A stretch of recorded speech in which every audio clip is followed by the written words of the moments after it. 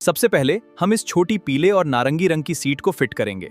अब हरे रंग के रूफ सपोर्ट्स को सावधानी से लगाया जाएगा और अंत में ये ब्लैक कैनोपी बिल्कुल सही बैठती है।